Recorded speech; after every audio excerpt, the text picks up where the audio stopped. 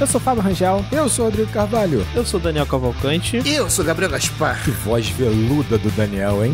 Tá melhor, melhor. Caraca, fica perto do microfone mesmo, Daniel. Pelo amor de Deus, isso aí. Arrepiou aqui, ó. A gente tá começando enquadrando o podcast cinema, vinculado ao canal Acabou de Acabar, nosso amigo padrinho Gabriel Gaspar e editado por Marcelo Zaniolo. Eu pensei, cara, não vou fazer nenhuma brincadeira com o Marcelo não, que esse contexto desse filme é terrível, né? Não é tão legal, né?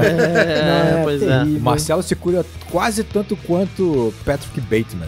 Não sei, eu tenho hein? certeza absoluta que o cartão de visita do Zaniolo é sensacional. Exatamente. O melhor de todos. É lindíssimo. Marcelo usa máscara facial pra manter aquela cutis, né, tão macia. Ah, certamente, certamente.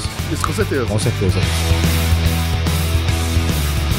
Bem, hoje a gente vai falar de Psicopata Americano, filme dos anos 2000, do ano 2000 na verdade, né? Filme do ano 2000, dirigido por Mary Harron e é baseado no romance de mesmo nome de Bret Easton Ellis, o escritor. E aí o roteiro é também construído pela Mary Harron, né, que é a nossa diretora, e com parceria da Guinevere Turner, que é a atriz que faz a Elizabeth no filme. Não sei se vocês sabiam disso. Não, sabia não. Ela também foi roteirista desse filme aqui. Uma curiosidade, o filme ele retrata de forma tão bem, cara, os anos 80, aquela atmosfera e tudo mais, cara, que eu assisti esse filme na TV a primeira vez, já era tipo, sei lá, 2006, 2007, e quando eu assisti pela primeira vez na TV, eu achei que era um filme dos anos 80, sabe, por um segundo. E aí, assim, depois que eu fui pesquisar, que eu fui tipo, não, é um filme dos anos 2000 que se passa nos anos 80, cara, mas a estética é tão bem retratada, cara, a atmosfera é tão bem, que eu tomei um susto a primeira vez que eu descobri que o filme era dos anos 2000, cara. E pela atmosfera mesmo, né? Pelas músicas. Sim. Realmente. Pelos yuppies. Esse que é a verdade.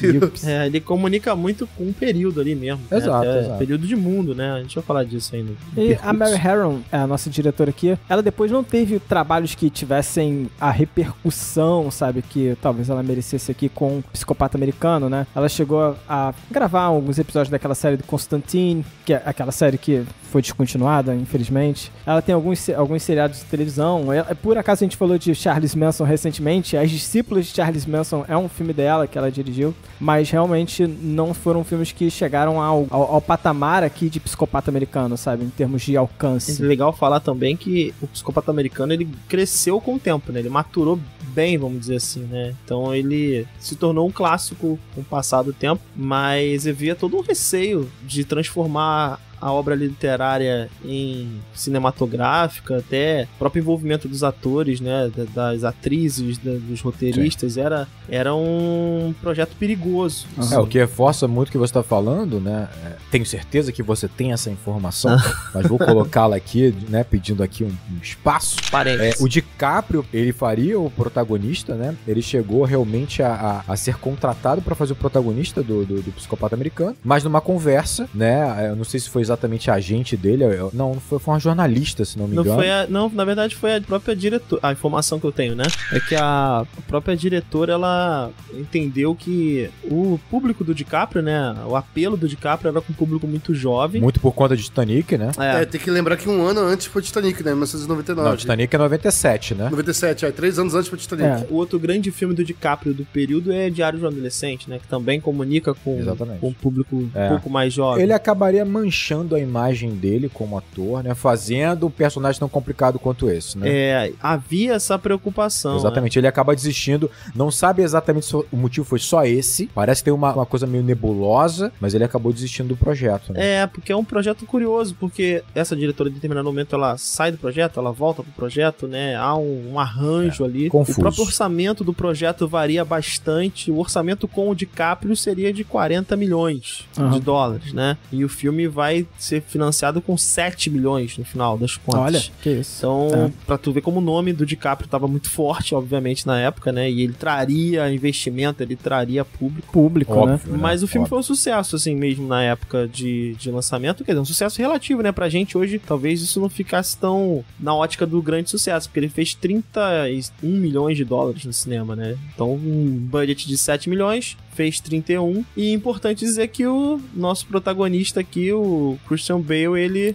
ficou sem cachê, né, pra fazer o filme. Ele Caramba, sério? Comprou a ideia, Caraca, mano. Ligou parte da bilheteria. Eles comemoraram os 7 milhões de budget, só que o empresário dele na época não inseriu eles no budget. Então, os 7 milhões era pra produção e tal. Só pro filme. É aquele negócio, né, pros atores, né? Ó, tem uma boa notícia, consegui captar o recurso pra fazer o filme. Todo mundo, foi ótimo. Só que não dá pra pagar vocês. Eu tenho uma notícia boa e uma notícia ruim. Mas ele ganhou parte da bilheteria, foi isso, Daniel? Então, não sei te dizer. Pô, que informação pela metade? Essa informação realmente foi pela metade. Não me parece que ele tenha ganho, não. Porque quando ele fala sobre isso, eu vi algumas entrevistas, ele basicamente fala sobre projetos que estavam pintando na época, que eram projetos razoáveis, mas que ele resolveu comprar essa ideia e fazer o Psicopata Americano, e os projetos futuros que o Psicopata Americano possibilitou ele fazer. Então, foi meio que um investimento ali dele, uma aposta. Sabe o que esse filme foi pra ele, Daniel? Foi um cartão de visitas pro Christian Bale. Exatamente, olha aí. O melhor de todos, o melhor cartão de visitas. Tem uma fala dele muito legal, que ele disse que ele gostava muito dos dentes dele, mas os dentes deles tinham uma certa, né, não eram perfeitos os dentes e tal, um era menor que o outro, não sei o quê. E aí ele falou, cara, o Patrick Bateman não teria esses dentes. Assim, sem dúvida nenhuma. E ele falou, pô, eu realmente acho que esse papel ele é tão importante que eu não posso aqui ter essa vaidade de tentar manter os dentes que eu gosto. Então ele fez um tratamento dentário. É maluco demais. Pra poder ficar com os dentes mais certinhos pra fazer o Patrick Bateman. Arrancou seus dentes naturais, implantou um monte de dente alinhado. Usa dentadura até hoje, porque na época não tinha essas películas, essa coisa aí de resina, não sei o quê. Não, a dentadura é sacanagem, né? Mas realmente... Tô zoando, gente. Tô zoando. Ele fez tratamento dentário. Ele é adepto do método, né? Então ele viveu como personagem, né? Processo, aquele rito matinal, ele seguiu o rito matinal. Claro. Chegava no set como personagem já. Comia nos melhores restaurantes. Eu acho que essa parte é uma parte interessante. Também, né? Tem essa aí realmente. Mas é um filme que passou por dificuldades, cara. Até pra conseguir patrocínio, por exemplo, as marcas que aparecem no filme, a Rolex, por exemplo, não são marcas americanas. Nenhuma marca americana queria se associar ao projeto. O que falam muito sobre o próprio projeto. Né, que fala sobre imagem, né? Que fala sobre tudo isso. Ainda bem que essas marcas tiveram bom senso, né? De entender sobre o que é o filme, né? Exato, e não participaram por causa disso, pra passar a mensagem verdadeira do filme. Mas olha só, o Rolex, ele permitiu que o relógio fosse usado em todos os personagens, com exceção do Patrick Bateman. Tem isso. O engraçado é que eles tiveram que mudar uma fala no filme por conta disso, porque no livro ele fala, não toque no meu Rolex. E aí no filme fica não toque no meu relógio. Pra não associar diretamente. Porque eles usaram outra marca que era uma marca cara, mas não é uma marca tão marcante quanto o Rolex, né? Então, assim, teve todo esse cuidado das marcas e tal, que não é, obviamente, por um pensamento humanitário, é uma questão econômica, obviamente, de você atrelar a sua marca com, né, com claro, psicopata. Não se associar com psicopata. De qualquer forma, Daniel, eu achei muito interessante o fato de você trazer aí do DiCaprio, porque depois ele vai fazer o filme com o Scorsese, né, que é o Lobo de Wall Street. Quem trouxe o DiCaprio fui eu, ele só complementou a notícia. Tudo bem. Mas mesmo assim, né, é interessante porque depois ele faz esse filme e esse filme conversa muito com o Psicopata Americano, né? Sim, o tom é obviamente diferente, claro, né? Claro, mas eu acho que os dois têm um tom de humor. Não, assim. tem eu humor. acho que é importante falar desse humor porque é justamente esse humor que faz o Christian Bale e a diretora comprarem um projeto, né? Eles se entenderem. Ela entender, sobretudo, que ele é o cara pro papel. Porque ela entende que ele capturou um pouco do humor presente no livro. Eles falam um pouco sobre as audições e os outros caras que tentaram o papel, eles falavam muito sobre como era o passado do Bateman, né? Como é que foi a infância dele, né? E o Bale não. O Bale não tava preocupado com isso. Porque na perspectiva dele, ele é um alienígena. Ele é um exógeno, sabe? Ele é um excêntrico. Ele entendeu que o Bateman interpreta um papel toda manhã e aí ele entrou nessa mecânica de 2 camadas, né? Ele tá interpretando alguém que está interpretando, né? E isso foi importante pra ele. Ele é um grande ator. Ele é foda. E, sinceramente, cara, as roteiristas, a diretora e até também o material original, né, que veio do Bret Easton Ellis, deve ser um material riquíssimo, né? Já começa por aí, e aí trabalhado por elas. Nossa, é impressionante. Ficou bom demais. Essa visão ainda, quando você olha, sabe? Tipo, foi escrito por mulheres, sabe? Foi dirigido por uma mulher. Irado, caraca, né? E é uma visão masculina muito acertada, assim, sabe? Que vai na ferida, que vai nas... E ainda reforça mais ainda o que o Daniel tá falando, que é a questão do humor, porque porque é isso, né? É o olhar feminino do quão ridículos são esses homens com sua superficialidade, sua maneira de ser, né? É engraçado, é perfeito. E é interessante também, né? A falta, às vezes, de capacidade, porque o humor é uma coisa subjetiva, né? Tem gente que não pega, simplesmente tem gente que não pega. E a pessoa que perdeu essa camada de humor do filme, cara, abriu portas a ter uma interpretação pessoal de exaltar essa ultramasculinidade do personagem. E aí é triste o filme. Isso vai acontecer, né? E aí é triste o filme, né? Que a gente falou, roteirizado por mulheres, dirigido por mulheres, criticando essa masculinidade tóxica, né? De forma totalmente distorcida e sequestrada, de forma a representar uma idealização, né, de uma perfeição masculina. Então, Gabriel, e realmente isso vai acontecer. Tem até uma historinha, né, que recentemente o Christian Bale deu uma entrevista, né, pra revista QG, que durante esse estudo do personagem, ele foi acompanhar alguns pregões em Wall Street e entender como é que era, e ele falou com algumas pessoas lá, de que ele interpretaria o personagem do Patrick Bateman. E ele ficou assustadíssimo. O personagem já era conhecido em Wall Street. E algumas pessoas tinham uma certa adoração pelo personagem, e ele se perguntou durante um certo tempo se, quando as pessoas falavam que elas amavam Patrick Bateman, ele se perguntava, cara, isso é irônico? E ele foi se respondendo que não. As pessoas de fato, sabe, tipo, idolatravam esse personagem pelo livro. Cara, isso é muito louco. A gente já falou sobre isso também na Lobo de Wall Street, né, cara? Que tem toda essa cultura de Wall Street ali de matar ou morrer, de ser um lobo, de passar por cima dos outros, você tem que ser frio. Tem várias metáforas, né, nesse mundo de Wall Street de você matar o outro, simbolicamente, né, de você matar o outro pra você crescer, né? E aí tem um personagem justamente ali, né, daquele contexto, daquele mundinho, né, que é de fato literalmente um psicopata em si, né, que mata, acaba sendo um ídolo, cara, pra essas pessoas que estão simbolicamente fazendo metáforas de guerra e destruir o próximo, sabe? É isso que eu ia falar, assim, quando o Daniel fala que esse filme, ele maturou com o tempo, ele foi se tornando mais relevante, isso é um péssimo sinal pra nossa sociedade, né? Porque ele tá ficando cada vez mais relevante por conta disso, porque ele tá desvelando uma verdade cruel, que é exatamente muitos homens, uma parte da sociedade se identificando com esse filme hoje. Então, assim, é triste. É triste. Comentei em off aqui, eles previram que o Trump ia vencer a presidência, porque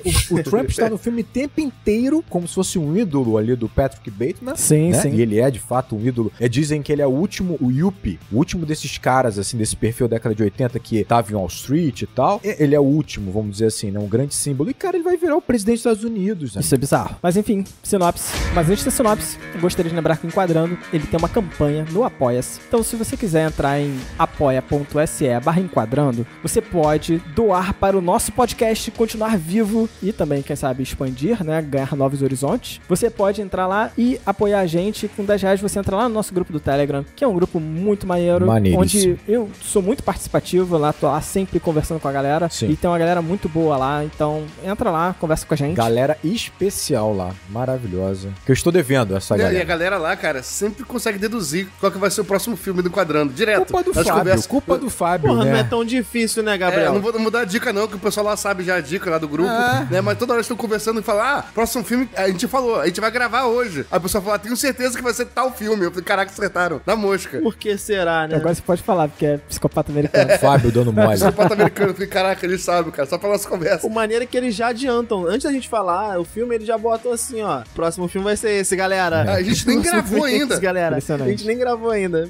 Eles acertam, caraca, impressionante. Mas enfim, eu gostaria de agradecer algumas pessoas que fazem esse projeto ser possível. Então, quero agradecer a Júlia Ribeiro, Vinícius Teixeira Lima, Tadeu Capistrano Bufa, Bruno Oliveira, Leonan Lisiero, Matheus Santana. Galera, muito obrigado. Muito obrigado. Obrigado, coração, gente. Fala, pessoal, então chegamos no momento Enquadrando agora, cara. Esse filme aqui é um filme que exalta a estética, né, cara? A estética perfeita, né, de Christian Bale, né, no auge, né, de sua forma física. Então eu queria que você fizesse o seguinte. Porra, ele tava bonitão mesmo. Ele tava um pedaço de mau caminho, esse homem. Pedaço de mau caminho. Então eu quero que você faça o seguinte, nesse momento você divulgue nosso podcast Enquadrando no Twitter, né, postando uma foto sua, né, pra você divulgar sua beleza também, sua estética bela. Esse aqui era um meme do Christian Bale.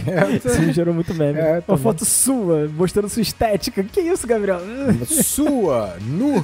Caraca, meu Deus. Não, eu quero que você divulgue uma foto sua, mostrando também sua beleza, mostrando que aqui também tem beleza. Divulgue uma foto sua. Pode ser a foto que você acha mais bonita sua, que você quiser. Uma foto sua com a hashtag Enquadrando Agora. Só isso. Sinopse. Patrick tem um cargo de sucesso em uma grande empresa, mas esconde um lado sombrio, psicopata. O Fábio foi primeiro, ele foi soturno, depois ele entregou um lado sombrio, psicopata. Bom, mas o título entrega, né? Psicopata americano. Ele entregou. Psicopata americano é foda. Tem toda uma discussão aí, né? Se ele de fato é um psicopata ou ele é um psicótico. E tem até aquela teoria que diz que ele pode ser os dois, mas tanto faz, né, gente? Eu sou contra a palavra psicopata, então é muito difícil pra mim, mas é difícil, vou aceitar difícil, aqui, tá no difícil. título. Sem problema, ele é. Tá no isso título, aí. a gente aceita. Cara, que eu vou te falar que finalmente o Fábio vai aceitar que a gente fale psicopata no programa do Enquadrando com uma certa liberdade. Eu acho que esse aqui eu aceito porque tá no título. Tá no título. Eu não tenho como Tu contestar. sabe que as redes vão nos penalizar, né? A gente não vai alcançar. Galera que tá ouvindo aí, por favor, ajuda a gente na divulgação. Isso é verdade, pessoal. Divulga porque... no Instagram, no Twitter, a gente não vai ser divulgado porque usamos essa palavrinha mágica. E essa é alguma. vai tomar um Shadowban forte aí. Nós vamos chegar nas áreas mais obscuras da internet, nessa comunidade Red Pill, seremos ouvidos por esses caras, esses homem Campari da vida, vai ser foda. Provavelmente seremos odiados por eles, o que é um achievement. Tomara que sejamos odiados por eles. Eu quero hate, Óbvio. porque o amor eu sei que eu não vou ter.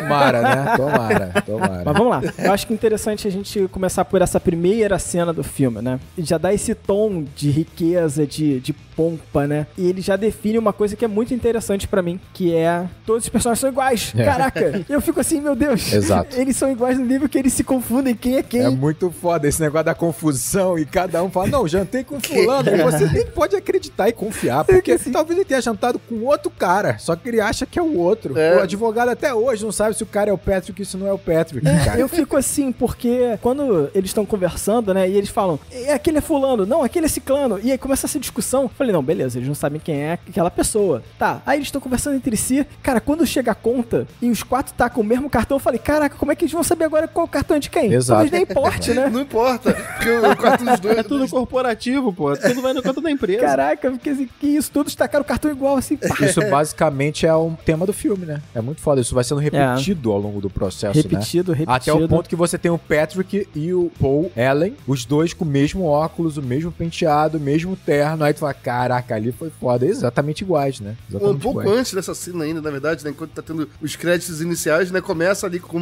um prato sendo feito, na verdade, né? Enquanto tá aparecendo ali o nome dos atores e tal, ainda é um prato sendo feito, só que esse prato é filmado de uma forma, né? Que vai sugerindo uma certa violência ali, né? Tipo, os morangos caindo como se fosse gota de sangue, né? A faca ali cortando ali, né?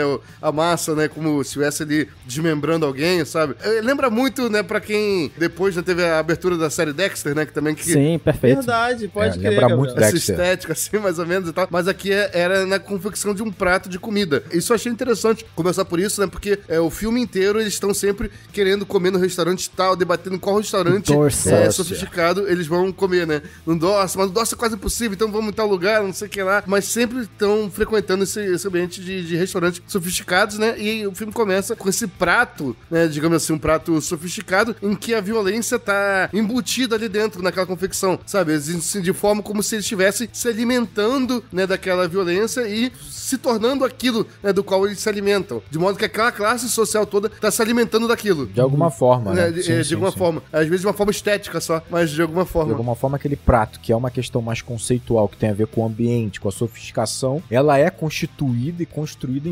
baseada de uma também... violência implícita. Exatamente, de uma violência implícita, exatamente. E aí, pra mim, a entrada já tem uma homenagenzinha, tanto é que isso é muito mencionado na internet, que Bateman é uma homenagem a Norman Bates, né, de Psicose, do Hitchcock, né? E o interessante é você perceber que essa introdução, que você tem as gotas e tal, presta atenção na trilha sonora. É muito parecido com a trilha do Psicose, cara, muito parecido. A batida é muito parecida. Depois ela se transforma um pouco, mas ela fica muito semelhante ali, o ritmo, a batida. A relação é muito clara, né? Muito interessante. É interessante que American Psycho, o nome do filme é em inglês, né? E Psicose é Psycho só, né? Psycho, porque exatamente. É muito próximo mesmo. É porque quando vem a tradução pro Brasil, né? Psicopata americano tá longe de psicose, né? Sim, exatamente. Tem razão. Lá tá bem próximo. O interessante, o Rodrigo tava falando, né? Quando o Christian Bale, né, falou que ia interpretar o personagem, né? Psicopata americano, né? Um monte de gente ali de Wall Street e tal, falou que admirava aquele personagem. Eu que falei isso. Foi o Fábio que falou Foi isso. você que falou isso, né, Fábio? Foi o Fábio. Tu quer confundir nossos ouvintes. Tá igual o filme agora. Eles já acham a nossa voz parecida, né? Agora, então... É porque eu confundo vocês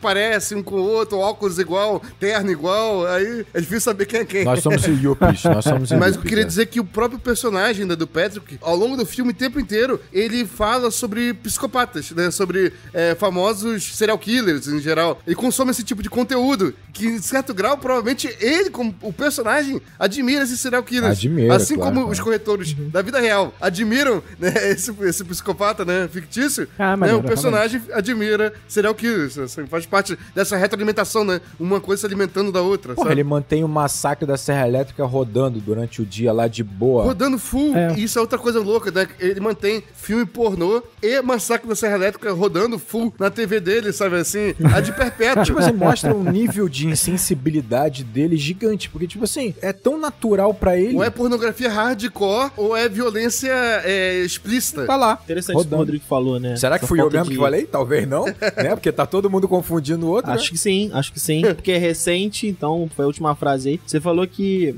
ele não tem senso, né? Sensibilidade? Sensibilidade. E o Christian Bale, pra interpretar ele usou-se muito de uma ideia de que ele não tem sentimento, é uma pessoa sem sentimento e que tenta intensificar na cordialidade. É um cara que tenta compensar, maquiar, né? Compensar com cordialidade, mas ao mesmo tempo por dentro ele é vazio, ele não tem essa bússola que uma pessoa em sociedade teoricamente constrói ao longo da sua vivência. Então é um cara que acho que isso fica muito representado naquela cena, por exemplo, do bar, que ele pede a garçonete uma bebida, salvo engano. E aí, quando ela vira, ele solta um pensamento em voz alta, assim. Pô, eu quero, sei lá... arrancar sua cabeça, espetar sua cabeça. Enfim, é um cara que ele tenta, então, se mostrar cortês nas relações ali do dia a dia dele, mas que ele não consegue fazer isso. Ele emula, mas ele não consegue. Isso, esse próprio verbo que você usou, né, Daniel, de emula, né, cara, de emulação e tal, isso já é muito bem representado também na própria cena seguinte, que é a rotina dele diária, né, a rotina dele matinal. Se você quiser interpretar dessa forma, né, como alguém vazio que tá se vestindo uma roupa de ser humano, uma máscara de ser humano, né, pra começar a interpretar um personagem ao longo do dia, né, então isso é bem literal, né, ele tá se vestindo, ele tá vestindo uma skin de ser humano. Um ritual, né, parece um ritual de transformação, né, transformação. pra ele poder aguentar aquele dia. Tipo, é impecável tudo, né, as roupas que ele usa, né, é o próprio corpo dele, né, tipo assim, parece de fato esculpido, mas a casa dele representa muito isso, o apartamento, né, é tudo muito branco, muito limpo, né, tudo impecável, encaixado, né, organizado, né, ele não quer que toque nada. Eles usam até isso pro humor, né? Quando a pessoa vai colocar um copo de sorvete na mesa, ele sai correndo e bota um bagulho de baixo pra não sujar, Você né? tava falando do corpo dele, tava ressaltando... O cara tá foda. O cara tá trincado, né? Um dos relatos de Seth, cara, é que aquela primeira cena que ele tá tomando banho, a galera parou pra ver o cara, assim. Homens e mulheres pararam pra admirar o resultado do processo, né? De transformação. Uma coisa que eu acho interessante é que a gente tá falando sobre o apartamento dele, né, e tal. Nessa primeira cena, quando ele começa narrando, que ele começa falando assim, né, eu moro no endereço tal, 11º andar, e meu nome é Patrick Bateman, sabe, eu tenho 27 anos. É a primeira coisa que ele fala, antes de falar o nome dele, coisa que onde ele tá. Meu apartamento é tal, moro no apartamento tal, no tal andar. A apresentação dele primeiro, né, o location dele, ó, tem um apartamento bem localizado. E uma coisa que também me chamou a atenção nesse rito dele de manhã, cara, tem um quadro dos Miseráveis, né, daquela criancinha pobre dos Miseráveis. Tem, e esse quadro fica em cima da privada, de frente pra privada dele, assim, que literalmente ele urina olhando pra criança pobre, sabe, assim, todo dia de manhã você, né, acorda, encara, né, aquela criança pobre dos Miseráveis enquanto ele tá urinando, sabe, assim. Interessante. O filme tem muito isso, assim, peça que eles vão assistir a África, não sei o que lá e tal, e ele diz que é uma muito espirituosa a peça, então tem isso de fato, né, o Miseráveis também tá representando isso. Queria né? puxar isso que o Gabriel tinha falado, relacionado a essa história, né, que eu contei, mas você disse que o Rodrigo que contou, né, do Christian Bale, e essa galera de Wall Street que admira esse cara, né, o Patrick Bateman. Eu fiquei me questionando, assim, sabe, por que tanta gente se identifica com ele, sabe? Como é que chega a esse nível, entendeu? Como é que tanta gente se identifica com ele? E se a gente parar pra pensar, isso foi sendo construído também na internet ao longo do tempo através de memes. Isso é muito doido, sabe? Virou meme, Sim. virou Porque meme. esse filme gerou vários memes, né? Várias faces do Christian Bale ali são memes, né? As expressões exageradas que ele faz com o rosto, né, várias vezes, É. que vira meme fácil. Né? Viraram memes, mas que, de fato, as pessoas se identificam, sabe? E aí você vê, assim, sabe, tipo, que existe uma moral capitalista muito clara aqui, né, nesse filme, né? Sim. Pô, ele é um case de sucesso, sabe? Se você parar pra pensar, o personagem do Patrick, ele é um case de sucesso nessa moral capitalista, sabe? Ele trabalha em uma empresa de sucesso, ele tem um salário invejável, nem sei. É muito doido que ele trabalha, nem sei se ele trabalha, né? Eu nunca vi ele trabalhando, né? Trabalha, Isso é muito doido. Ele frequenta os melhores restaurantes, Ele tem né? 27 anos, né? Ele é novo pra caramba e rico. Ele é vice-presidente. Ele é vice-presidente, a empresa do pai dele, né? Tá aí a meritocracia. Aí a meritocracia. Mas, cara, são todos esses valores que são martelados, assim, diariamente, sabe? Como expressões de sucesso nesse mundo que a gente vive, sabe? E, de fato, se você parar pra pensar, ninguém ali no filme tá interessado em quem ele é. Essas confusões de identidade que acontecem muito, né? Entre os personagens já identifica que ninguém tá muito se importando com quem é cada um, sabe? Mas até o fato das pessoas que ele conhece que estão meio que de fora desse contexto, ninguém tá muito, sabe, preocupado quem ele é, o que ele pensa, sabe? Quais são os posicionamentos dele. E assim vive-se, né? Porque, de fato, isso não faz diferença na vida Você dele. começou a construir aí o argumento com a visita do Bale, né, a Wall Street. É interessante entender que, como o personagem ele ainda estava sendo construído, a referência do Bateman é a do livro. O pessoal de Wall Street teve contato com o livro em si. E o livro tem um tom um pouco diferente, né? Muito é captado pelo filme. O autor, inclusive, ele acha que é uma adaptação muito boa, ele não tem nada a acrescentar, ele acha realmente excelente, porque a diretora conseguiu captar os principais pontos, mas não é um livro em que a violência ela tá tão explícita. Então, talvez exista uma camada aí de pessoas que leram esse livro, se é que leram de fato, leram ele em sua completude, e que de fato captaram o quão ruim é o personagem. Ainda que no livro, pelo pouco de violência, porque o autor fala que o livro é taxado como um livro violento, um livro de violência, mas que na verdade tem 4 ou 5 páginas de violência no livro de fato. Então, talvez exista um público aí que essas 4 ou 5 páginas, por mais fortes que elas sejam, não seduziram ou marcaram tanto o personagem quanto o glamour que ele tem, que é o que você falou. Né? O glamour de ser um case de sucesso. E tem uma questão também da ambiguidade que mesmo essa violência tem nesse contexto, sabe? Porque, pelo que eu vi, mais tarde a gente vai poder falar um pouco mais disso, mas o livro, ele ainda é mais ambíguo ainda, sabe? Quanto aos acontecimentos, sabe? Que ocorreram nessa história. Então, acho que até isso pode facilitar com que você tenha uma visão desse personagem e, sabe, tipo, pô, beleza,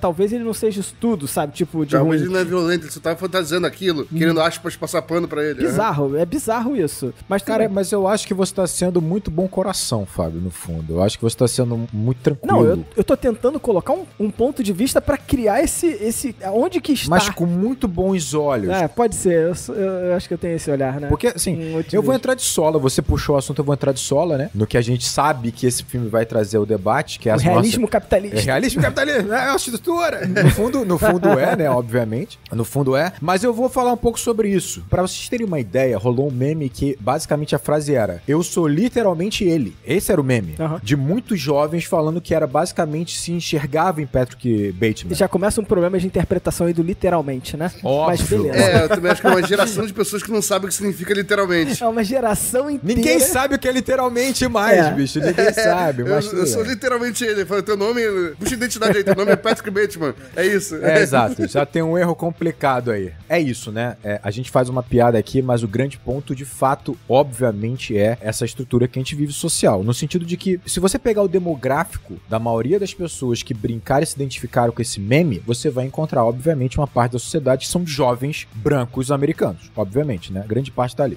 E aí você percebe o seguinte, né? Se você parar por um minuto pra você pensar que vamos pegar um jovem americano branco, né? Tudo que ele consome, que chega pra gente, né? Como seja pela Netflix, seja por documentário, cinema, literatura, ele representa, basicamente hoje, nesse mundo competitivo que nós temos, né? Esse mundo, como a gente tá falando aí, de vários Patrick Bateman, né? Vários CEOs e tal, ele sempre tá te oferecendo jovens brancos de sucesso. São sempre casos de sucesso. Você pegar hoje os grandes empresários do ano, né? Os grandes criadores, inventores e os grandes programadores programadores, seja lá o que for, do Vale do Silício, jovens brancos americanos, né? Então, esse universo que vai sendo oferecido pra esse garoto, ele pensa o seguinte, automaticamente está sendo entronizado nele a ideia de que ele tem um espaço naquele ambiente, porque ele se reconhece lá. Ele reconhece não só o tom de pele, como ele reconhece a maneira de pensar, né, os seus objetivos, algumas semelhanças. Ele fala, cara, é natural que essa sociedade me ofereça algumas coisas. E como ele está consumindo esse tipo de material que toda hora diz pra ele assim, olha, qual é o caminho para o sucesso? Ah, o caminho para o sucesso é esse, né? Ele começa a alimentar essa ideia de que ele vai alcançar aquilo, porque a própria sociedade vai oferecer para ele também caminhos rápidos para o sucesso financeiro.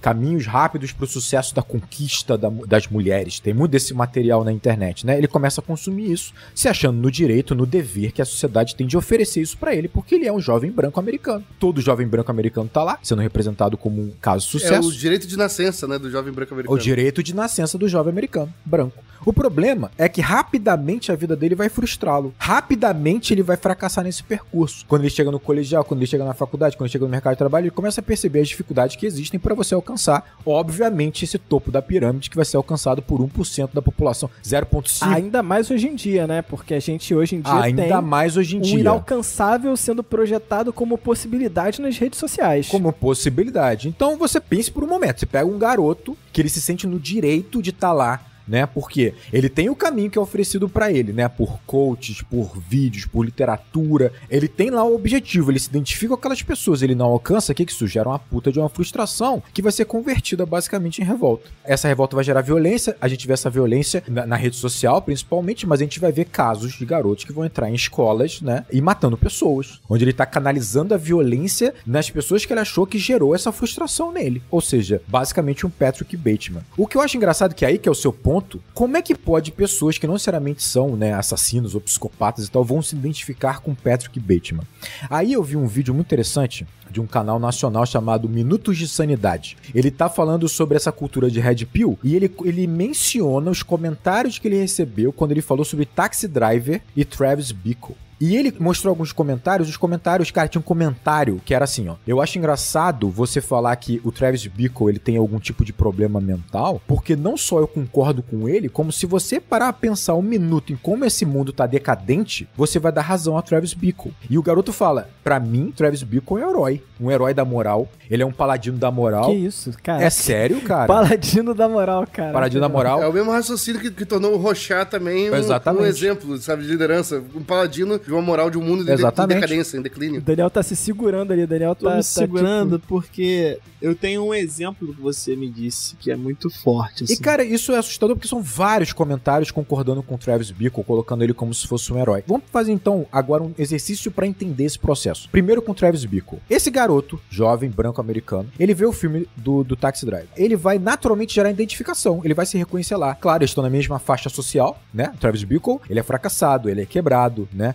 É um cara teoricamente à margem de tudo, né? É o tal do homem Sigma. Ele não é nem alfa nem beta, ele é Sigma. O Sigma é o homem à margem. Ele tá além dos limites sociais, das redes sociais e tal. É o lobo solitário. É o lobo solitário e tal, que não segue regra nenhuma. Quebrou o sistema. Quebrou o sistema. O lobo solitário leva a criança, o Sigma nem leva a criança. Só que o Travis Bickle, ele encontrou uma maneira de se destacar. Ele encontrou uma maneira de impor sua vontade. Ele encontrou uma maneira por meio da violência. É assim que ele encontrou essa forma. Então, o garoto olha aquilo, ele reconhece a mesma frustração do personagem, ele reconhece a mesma revolta, ele tem a mesma revolta com aquele mundo que devia tanta coisa pra ele e só o frustrou. Agora esse mundo não presta mais. Ou seja, ele se reconhece completamente no Travis Bickle. Agora, o engraçado é você imaginar o seguinte, pô, mas ele se reconhece também no Patrick Bateman, que é um cara que tá no topo da cadeia, no topo da pirâmide. Obviamente, ele vai não só gera admiração, porque basicamente ele tá no topo da pirâmide, né? Como gera não só uma identificação, como uma certa satisfação. Porque quando ele olha o Bateman e ele vê que eles têm semelhanças, as mesmas frustrações, a mesma revolta,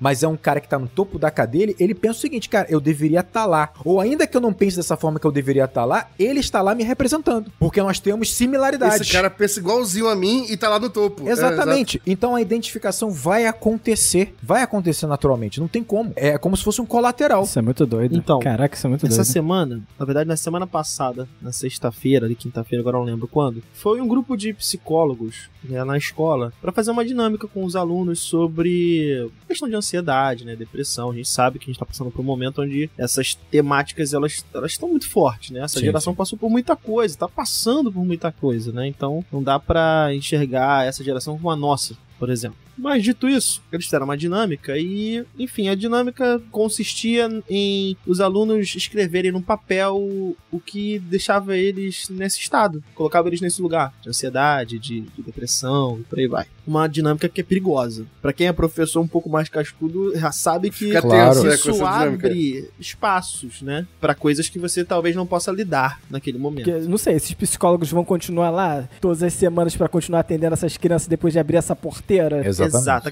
A questão não foi nem essa, Fábio. Ainda que você falou, seja exatamente a minha principal preocupação. O principal problema ressaltado por essas crianças é elas não terem dinheiro pra comprar o que elas querem. É a ansiedade causada por um sistema em que você precisa ter e você não tem condições de ter.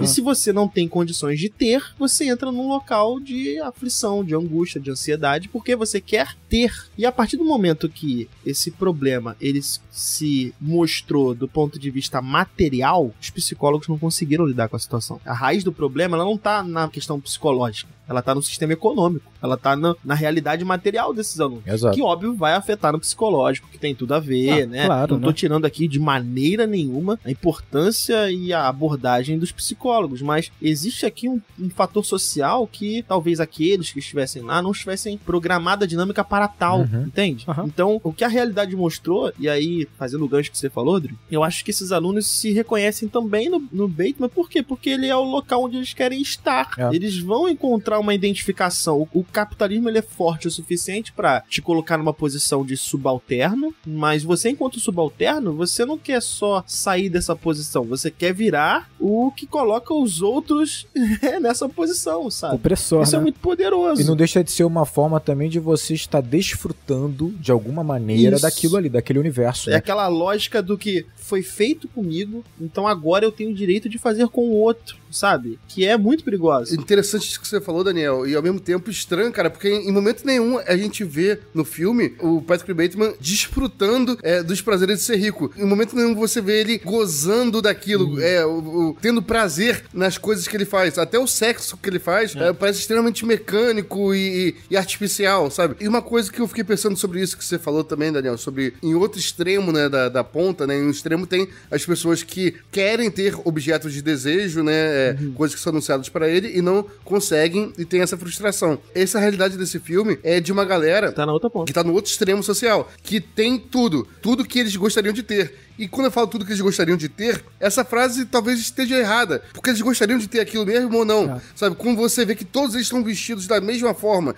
querendo comer no mesmo restaurante, com o mesmo tipo de óculos, com o mesmo tipo de relógio, todos eles tiveram escolha, sabe? Todos eles pararam e pensaram, não, a roupa que mais me representa é essa, né? O óculos que eu gostaria de ter é esse. Não, você vê claramente que todos eles são escravos de um sistema que objetifica tudo, que objetifica as suas próprias escolhas, né? Que transforma tudo em produto. Sim. Até a questão da arte também, que depois provavelmente a gente vai falar mais, né? Mas que ele escreve tudo da arte, que ele consome quase como se estivesse narrando um catálogo de produtos, sabe? Aqueles catálogos de roupa. É o Wikipedia, velho. Lendo o Wikipedia. Wikipedia, exatamente, cara. Então você vê uma objetificação de tudo, das relações, as relações de afeto dele, as relações das pessoas, tudo se torna objeto. As roupas que eles vestem parecem uniforme. Parece um uniforme. Sabe? Parece uniforme. O uniforme que eles menosprezam, teoricamente, o uniforme dos funcionários da base da pirâmide que eles desprezam, eles usam. Eles usam, e aí mostra que na verdade eles parecem que têm dinheiro suficiente pra poder ter uma liberdade infinita, enquanto na verdade eles são escravos de conceitos, de padrões pré-estabelecidos a eles. Eles não conseguem perceber a que eles são escravos, a ponto deles poderem comprar tudo que o Daniel falou e sentir o mesmo vazio do cara que só vê a propaganda e não consegue comprar nada. Pois é, porque o filme fala o tempo todo em ter, né? Não em ser, e é um reflexo, né? E você vê, conectando isso que o Rodrigo falou, né? Que era a minha dúvida, assim, cara, como é que essa galera se identifica com tanta facilidade, e isso que vocês estão colocando, cara, a gente percebe o seguinte, que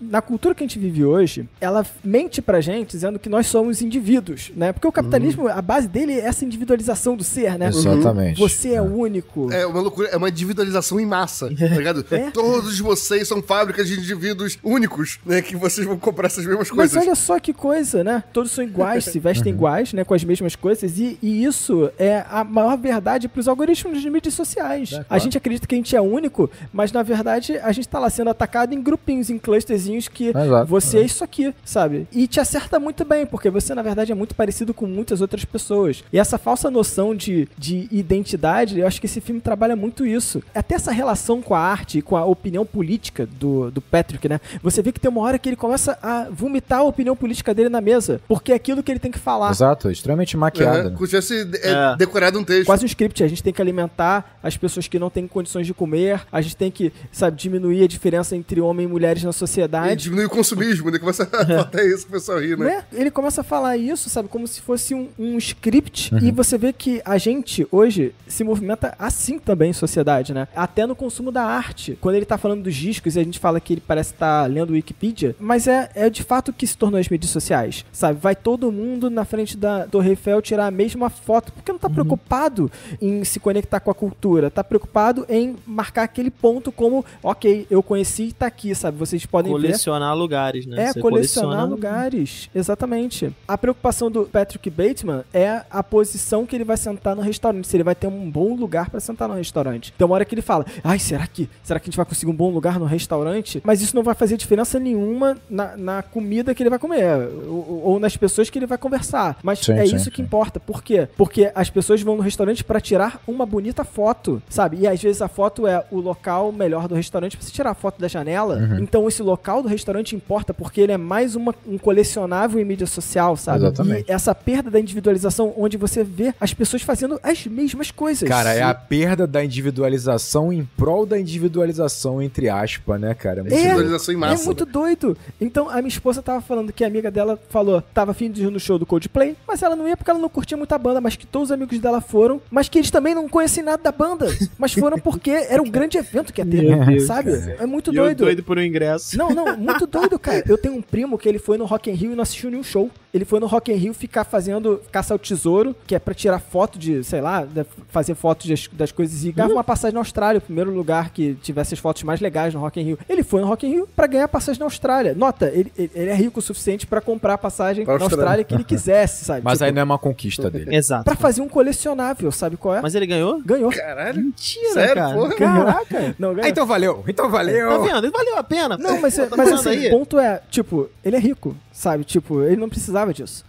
Só que a graça dele não era o show. Tirou o lugar de alguém que precisava de ingresso pra Austrália mesmo. Mas são as conquistas individuais que fazem o indivíduo. Aí tinha um monte de gente fazendo essa mesma coisa, sabe? É muito louco. Porque a graça é o colecionável. A graça é você chegar e falar, É claro. olha só as minhas fotos do Rock in Rio. Porque não importa muito o show. E quando a pessoa tem só isso, como é o Patrick Bateman, né? Que é vazio por dentro, ele só tem esses colecionáveis, por assim dizer, né, cara? Isso explica o porquê que ele ataca morador de rua, sabe? Porque o morador de rua, por definição, é aquela pessoa que vive à margem dessas metas culturais. O personagem do Patrick ataca o morador de rua, ele ataca porque ele se sente humilhado em algum momento e ele precisa humilhar alguém, ele precisa oprimir alguém. Sim, foi a cena seguinte ao cartão, né? Que ele ataca o morador de rua. Exatamente. Ele se sente humilhado, ele tem que humilhar alguém. A cena do cartão exatamente está exemplificando o que a gente tá falando aqui, né? Quando você é o que você tem, você começa a disputar com coisas, né? Disputar mínimos detalhes. E quem é melhor pra ele humilhar do que a pessoa que necessariamente, na visão dele, falhou nesse sistema, sabe? Porque o morador de rua, no caso, na visão do Patrick Bale, é a pessoa que falhou nesse sistema. Falhou. E aí ele vai lá julgar e condenar. O que eu acho mais cruel é quando ele chega pro cara e fala assim, você tem que procurar um trabalho. Caraca. Porra, cara. Isso é um pouco um trabalho, cara. E essa é a opinião de tantas pessoas, né, cara? Pois é, mas isso é uma loucura tão grande. É interessante esse negócio do cartão que a gente tá falando, que a gente tá falando sobre essa busca pela identificação, né, cara? E aí, justamente, eu acho isso muito inteligente do filme e do livro também, né, provavelmente. Pô, é a cena mais foda. De usar o cartão, né, com o nome da pessoa como objeto de identificação, da busca deles pela sua identidade própria, né, de diferenciar um ao outro justamente do cartão com o nome deles. E os cartões são todos iguais. Exatamente. São todos iguais.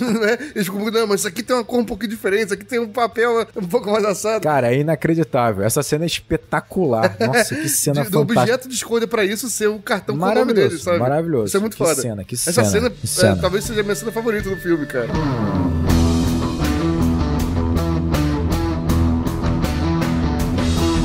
Cara, é engraçado, você fala sobre identificação, né? Eu vi um vídeo muito interessante falando sobre o filme, um vídeo americano. E aí o cara fala uma parada óbvia, mas que faz muito sentido. Que há um paradoxo, né, no cinema, que obviamente tem a ver com tudo que a gente tá falando, de estrutura. Sempre tem estrutura social e tal. Quando você pega um roteiro clássico, tradicional, decodificado por nosso Sid Field, né? Maior roteirista da história, que decodificou um roteiro clássico baseado na jornada do herói. Quem é nosso herói? Quem é o herói da maioria esmagadora dos filmes de Hollywood? É o homem branco, invulnerável. Solitário, na maioria das vezes, sem ajuda de ninguém. Na maioria das vezes até solitário. Ele vai ter um mentor ali, um aliado ali, mas a jornada é dele, ele conclui essa jornada. E você vai perceber o seguinte, ele começa com vulnerabilidades, mas o desafio é superá-las. É você não ter vulnerabilidade, né? O percurso é sempre esse. É sempre o homem branco que basicamente vai lidar com tudo nele que parece vulnerabilidade como fraqueza. E muitas vezes, se você prestar atenção nos filmes, essas características que são tratadas como vulnerabilidade no filme, às vezes são características importantíssimas. Só que elas não fazem parte desse arquétipo, né, do homem forte, firme, né, que supera os desafios e os conflitos. A gente vai ver isso tanto em filmes de ação da década de 80, como filmes de comédia, filmes de aventura, filmes romance, tudo. Esse é o arquétipo do herói em Hollywood. Como eu tava falando antes, você pega um jovem branco, americano ou europeu, seja lá o que for, ele vai sempre ter esse arquétipo para ele se identificar, não tem outro. Aí quando você pega o anti-herói, que aí você vai ver Travis Bickle, Patrick Bateman, cara, é um anti-herói com o mesmo arquétipo, cara. Ele não tem vulnerabilidade ou não pode ter vulnerabilidade ou vai ter que superar vulnerabilidade. É o cara branco, bonito, jovem. A juventude é muito importante. Por que tem toda essa pressa? Porque nós temos uma sociedade, Hollywood é muito forte nisso, que te bombardeia com a ideia de que a juventude é o momento mais importante da sua vida. Tem que estar ali as suas conquistas, tem que estar na juventude. Então assim, esse paradoxo é foda, porque você vai ter um público que é bombardeado no cinema por um arquétipo em que só tem ele pra se identificar. Só tem ele. Ou você vai pro herói ou pro anti-herói. E os dois, no fundo, têm o mesmo tipo de arquétipo. Só que um usa a violência pra superação dessa vulnerabilidade e o outro não. Mas vai ter que superar a vulnerabilidade da mesma forma. E essa vulnerabilidade normalmente são características maravilhosas, só que não tem a ver com esse macho alfa ou macho sigma, seja lá o que for. Então é um paradoxo. Macho sigma. É muito louco. Bom. Então assim, você percebe que no fundo, quando você pega filmes como o do próprio Scorsese, quando você pega filmes como esse, no fundo, ele ainda tá reforçando a estrutura que nós temos. Porque ele tá cooptando o mesmo herói. E a genialidade do nosso... Mas o ponto é que, assim, você pega, por exemplo, um filme como o do Scorsese, que ele usa esse arquétipo pra criticar. Ele tá usando o anti-herói pra criticar esse arquétipo, certo? Pra criticar essa sociedade, mas não adianta.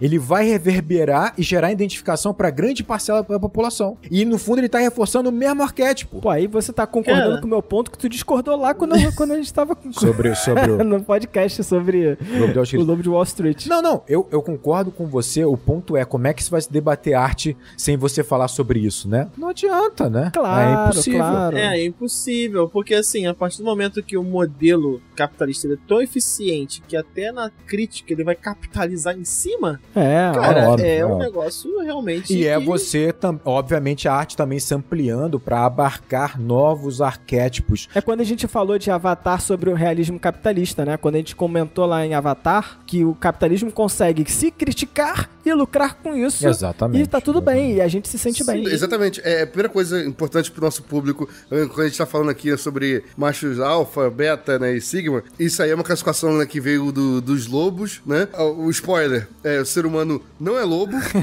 desde a última vez que eu pesquisei. E outra coisa também importante, nem os lobos mais tem essa classificação. O próprio cara que criou essa classificação, macho alfa, macho beta e tal, o próprio cara que criou, depois de um tempo, ele continuou estudando e ele mesmo contestou a própria criação dele, falou, não, isso aí é besteira, os lobos são cooperativos, né, uma sociedade mais cooperativa, isso tudo que eu falei é besteira. Ele mesmo falou isso, só que não adianta mais. Não adianta porque mais. aí o pessoal já as comprou. Pessoas não entendem que pensamento científico se dá dessa maneira. Você vai evoluir o seu pensamento. Aí o cara falou, e é exatamente isso que o Gabriel acabou de contar.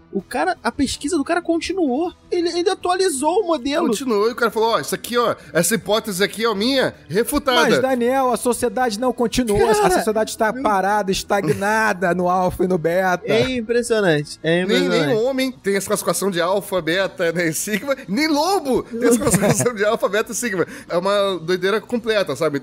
E o próprio beta... Eu só penso no peixe. Quando eu falo beta, eu penso naquele peixe que é pequenininho. Que o peixe beta é o mais alfa dos peixes. Isso aqui é o mais sinistro. O peixe mais violento de todos.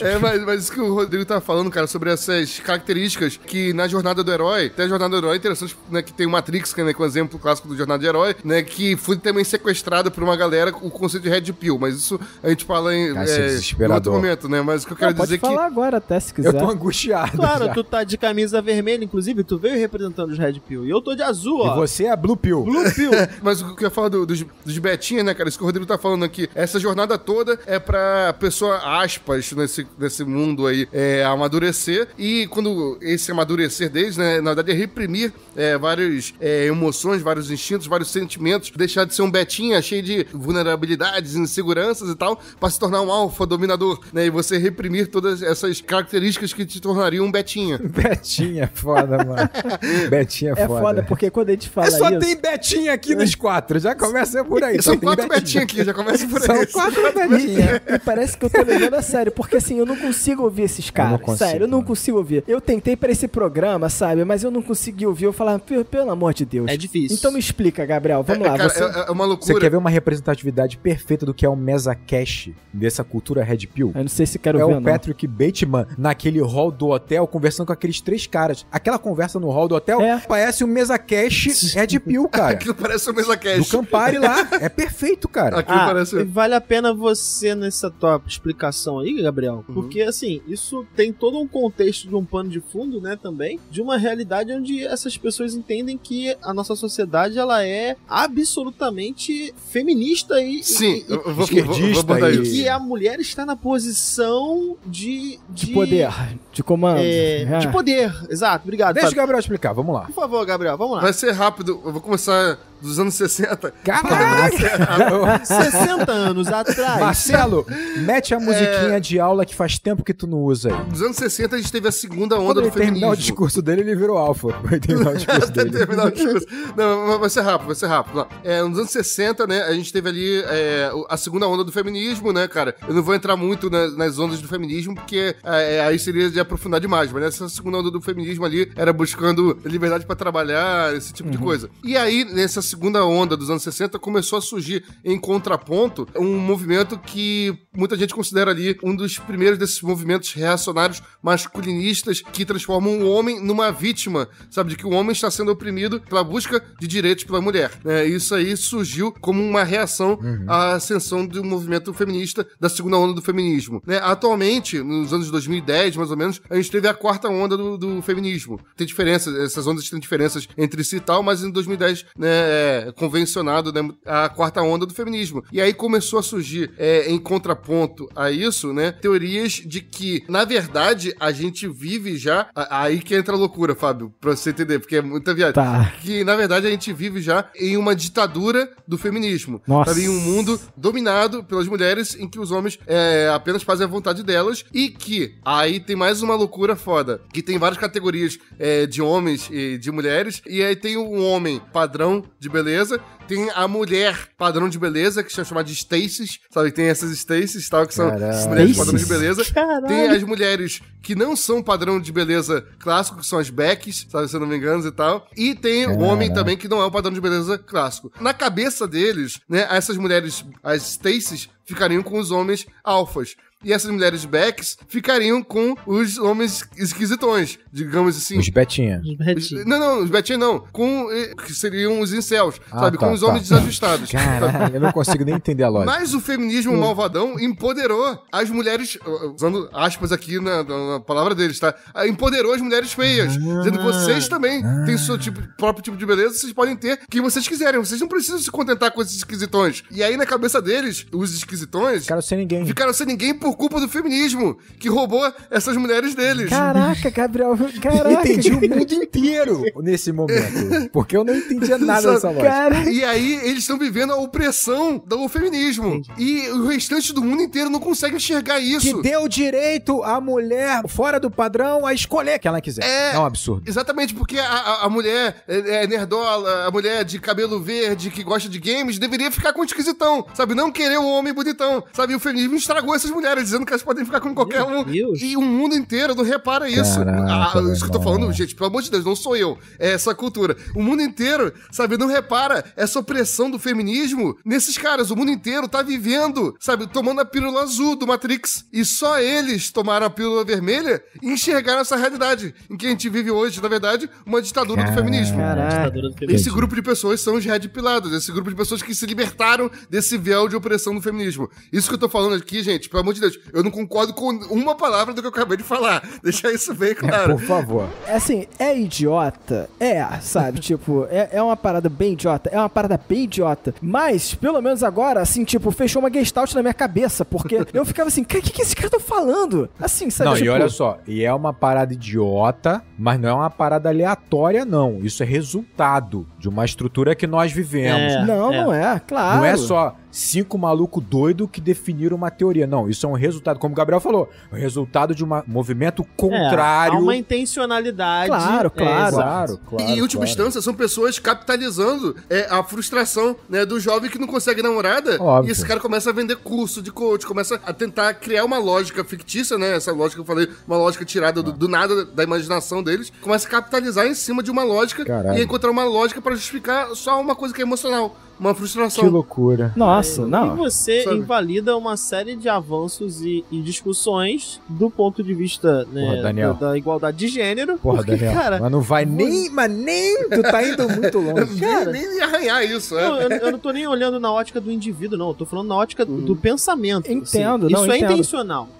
É um movimento Claro, intencional que tem como prerrogativa enfraquecer outros movimentos. Mas do ponto de vista do indivíduo, isso também é confuso na minha cabeça também. Tanto é que você tem hoje já um movimento de mulheres que estão resgatando a esposa da década de 50, 40. Porque olha a força dessa loucura. Mas assim, é quase como se a gente estivesse vendo, sabe, o terraplanismo dos relacionamentos, sabe?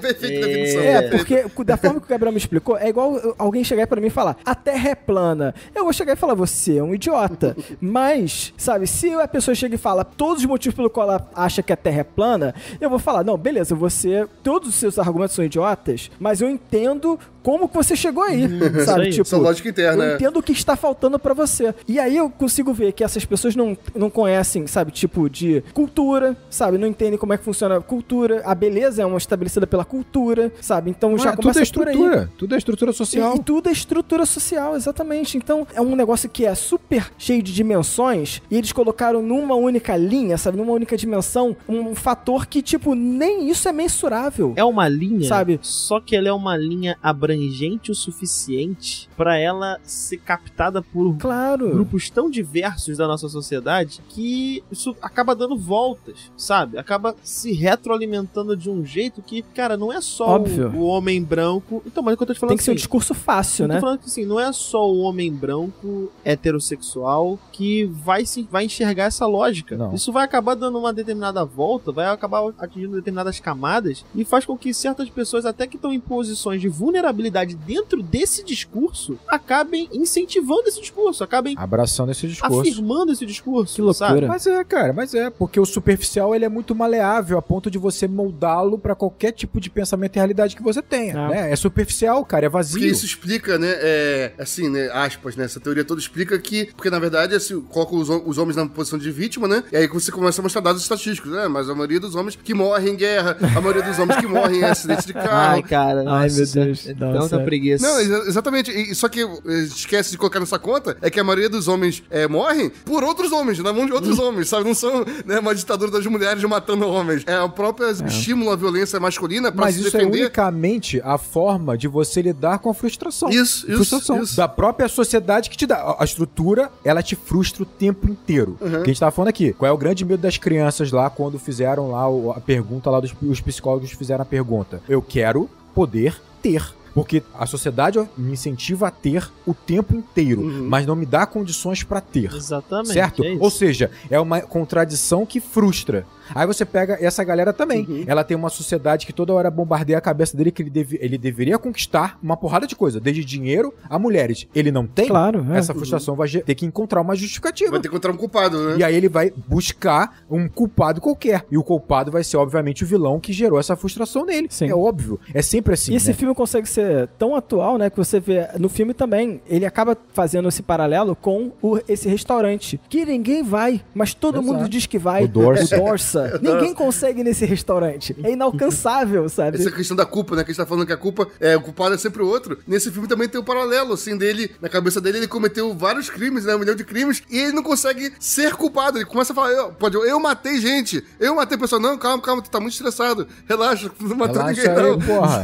Cara, eu tive uma experiência com esse filme muito doida. Porque, assim, há muitos e muitos anos que eu não vi esse filme, né? E eu não lembrava de muita coisa, eu fui assistir. Só que eu fui assistir com toda essa bagagem que a gente tá discutindo aqui. Com todo esse preconceito. Porra, revolta, meu, raiva dessas porra de Red Pill, Campari. Tipo, eu falei, pelo amor de Deus, fui ver o filme com isso. E é óbvio, né? O Patrick Bateman é esse cara, é idolatrado por esses caras, fui com esse preconceito. Isso me moldou tanto o meu olhar pra esse filme, que me fez, assim, eu terminei o filme e eu tinha certeza que tudo aquilo era de fato ilusório, era irreal, era tipo assim, ele não é psicopata, ele só é psicótico, como falou o Daniel, sabe? Só. E o engraçado é que se você pegar a própria diretora, ela diz que tudo é real. Ela falou isso com todas as letras. Ela não queria... Não, ela falou, ela não queria ambiguidade. Eu posso até falar, porque tem uma entrevista recente dela em que ela fala que, assim, ela gostaria que tivesse ficado mais ambíguo, porque ela não conseguiu passar a ambiguidade que deveria ser passada. E ela percebe isso pelo discurso das pessoas. Sim. O próprio escritor também questiona muito isso do filme. Eu vi a entrevista do Rodrigo, eu acho, né? Que eu vi exatamente falando o oposto. Pois é, tem uma entrevista mais antiga dela, bem na época, que ela diz claramente que não era pra ser ambíguo. Tá. Não era pra ser ambíguo. Não, interessante. Eu vi essa entrevista que ela fala que não era pra ser ambíguo, ela filmou como se fosse real, mas ela não teve o corte final do filme. E aí o corte final deixou mais ambíguo. Feito pelos produtores, deixou mais ambíguo do que ela gostaria. E aí acabou causando essa confusão, segundo ela. Exatamente. Tá, tudo bem. A entrevista que eu vi, ela acha que deixaria o filme com um final mais parecido com o do livro, e no livro é mais ambíguo. Foi a que eu vi. Eu acho que ela abraçou um pouco o discurso no período. Eu acho que ela abraçou um pouco o discurso de que muita gente defendeu que a ambiguidade era muito boa pro filme. E eu concordo, eu acho a ambiguidade muito boa pro filme. Mas ela disse... Eu concordo e vou defender a ambiguidade. Vai lá. Tudo bem, exatamente. E aí eu vou chegar lá também. Então ela diz isso, ela diz que ela não queria essa ambiguidade. E eu terminei o filme assim, pra mim, tudo isso é mentira, é ilusório. Sabe por quê? Porque o Patrick Bateman, ele é um idiota. Ele é tão idiota, ele é tão merda, que nem o domínio por meio da violência ele tem. Ele só tem com as pessoas mais vulneráveis possíveis, que é com o morador de rua e a menina lá que faz o programa. Só. Ele não tem domínio. Isso porque na cabeça dele, cara, o domínio é muito importante. Ele não tem com nenhum colega de trabalho, nenhum amigo. Ele é o mais confundido, o tratado como um cara meio merda. Ele é tão merda, como você falou assim, ele tem um posto de sucesso dado pelo pai, unicamente. Nem trabalhar ele trabalha. O cara não é nada. Ele não pode nem dizer que ele trabalha 14 horas no mercado financeiro lá, que é tudo uma falácia, mas nem isso ele pode falar. Então, assim, pra mim, quando eu terminei de ver o filme, ele é tão burro que quando ele idealiza ele ser... Isso no viés do filme ser tudo uma grande ilusão. Quando ele se idealiza como um serial killer, porque ele idolatra o Buffalo Bill da vida, serial killers, ele idealiza um serial killer estúpido. Estúpido. Tipo, ele idealiza um cara que passa com o corpo no saco no meio do hall do prédio. Ele idealiza um cara que não criou nenhum álibi. Nenhum álibi ele sabe criar. Nenhum álibi. Que chega com o lençol todo sujo de sangue na lavanderia. E entrega na lavanderia. Ele simplesmente vira pra secretária e fala, não, fala pro detetive que eu tô almoçando. Mas são 9h30, cara. Tipo assim, ele é tão burro, ele é tão fraco, que ele não conseguiria nem se impor pela violência que tanto ele adora, idolatra, na minha cabeça. Então ele não teria coragem ou efetividade pra executar as mortes que ele gostaria de fazer. O que ele faz é, de fato, humilhar e machucar pessoas que estão no limite da vulnerabilidade. Que é lá a menina que ele contrata, a prostituta e o morador de rua. Aí sim, porque aí, né, tipo assim, ele é um merda a esse ponto.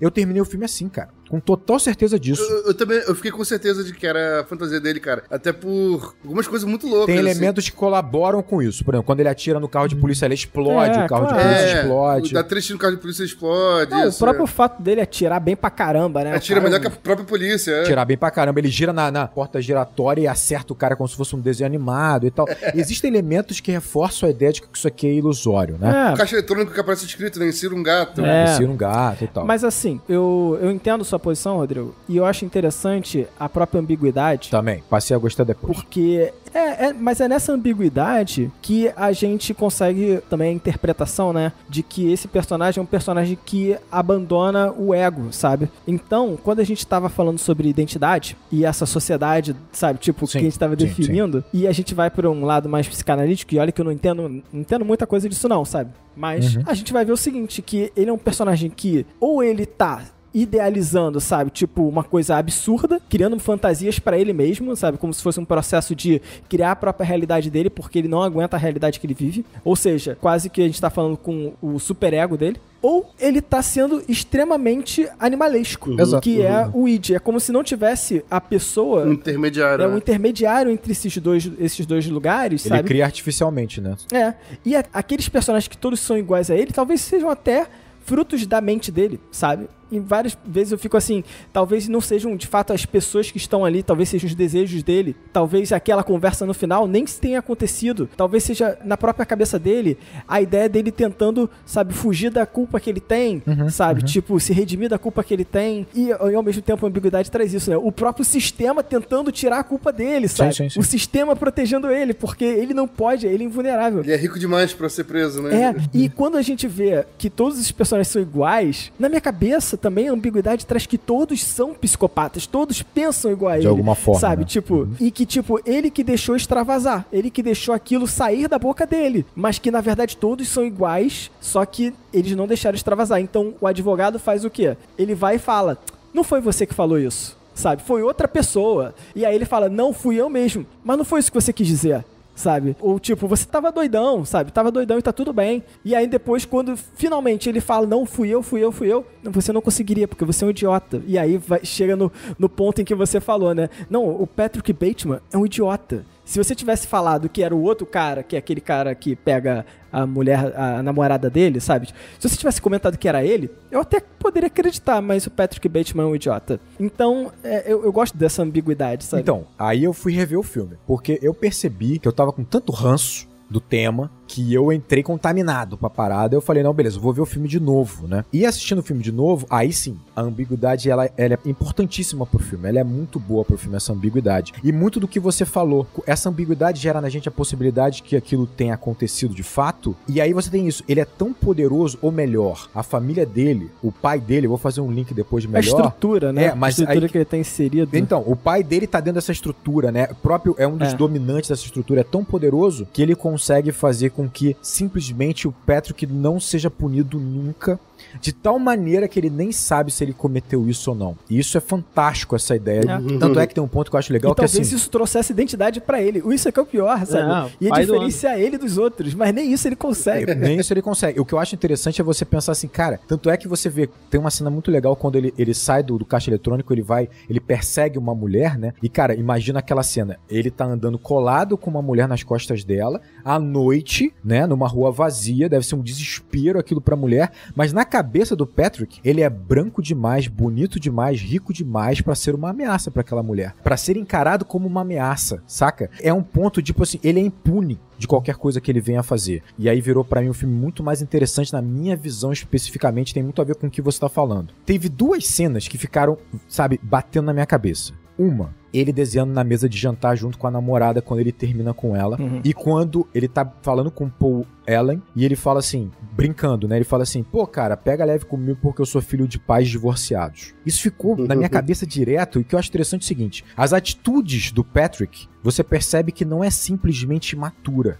é infantil. Você percebe que a relação com o infantil está o tempo inteiro ao longo do filme. É o fato, por exemplo, da dança dele quando ele vai matar o Paul, é a relação dele com o desenho, é o desenhar na mesa do jantar, e eu consegui imaginar claramente o Patrick criança desenhando bizarrices naquela mesa de jantar do restaurante mais caro da região e sendo completamente ignorado pelo pai. Completamente ignorado pelo pai. Pô, isso é foda. E eu consegui imaginar ele, adolescente, buscando loucamente de alguma forma a atenção dos pais de alguma forma, ou pelo menos mostrar para o pai elementos que fazem ele ser quem ele é e sendo completamente ignorados. Por quê? Porque o pai definiu pra ele um papel e esse papel será pro resto da vida. Você é meu filho, você é herdeiro, você tem um papel de sucesso e acabou. E eu consigo imaginar o Patrick indo pras festas na faculdade ou no colegial, fazendo merda no nível gigantesco, bêbado ou drogado, indo dormir em casa, acordando de manhã, sem ter ideia exatamente do que aconteceu, e todo o rastro que ele deixou ser apagado pelo pai ou pelo advogado da família. Ele não tem ideia se ele fez a merda ou ele não fez. E eu consigo imaginar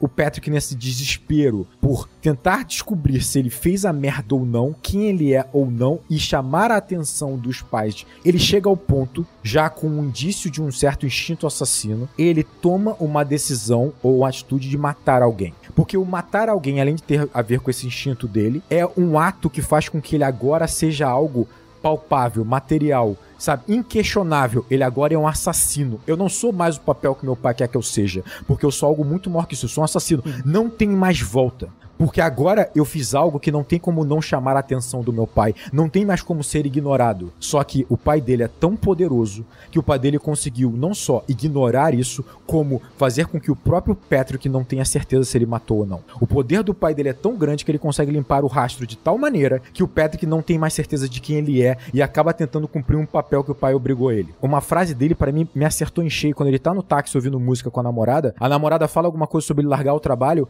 e ele vira pra namorada como se fosse um adolescente falando assim, do tipo assim, você não entende que eu tenho que me encaixar? Esse me encaixar claramente é o pai ordenando ele alguma coisa. É claramente o pai obrigando ele a ir pra turminha brincar com os outros. Cara, quando eu vi isso dessa forma, o filme cresceu muito pra mim. Independente se ele mata ou não, se ele matou ou não, eu falei, caraca, o personagem cresceu pra caraca, ainda que eu ache ele um idiota, ainda que eu ache ele um merda, sabe? Ficou um filme muito melhor pra mim. Não, mas ganha uma profundidade, Ele é né? um cara tentando se encaixar, né, no final. É um das cara contas. querendo chamar a atenção e perdeu o controle. É ele ser ouvido de alguma forma. Ele fala pra namorada o tempo inteiro e não é ouvido. Ele fala, eu matei. E no final ele fala, a frase dele no final, no discurso dele, ele fala, meu castigo continua a me evitar. É exatamente isso. Nem assassino ele pode ser. Nem um assassino ele pode ser, ainda que ele tenha matado 30 ou 40 pessoas. Não importa. É isso, não importa. Essa é a angústia que gera dentro dele, sabe? Eu falei, caraca, o Patrick Bateman virou um personagem mais interessante do que só idiota, red pill e Campari. Não, e continua tendo essas características, Continua. Mas pelo menos a gente pensa o seguinte, é um personagem que não tá vivendo a realidade porque a estrutura dele parece que altera a realidade que ele vive, sabe? Cara, o detetive gera o álibi pra ele. É óbvio que o detetive foi pago. Tem a teoria de que o detetive, na verdade, nem de fato existe, né? É uma imaginação e tal. É uma imaginação dele.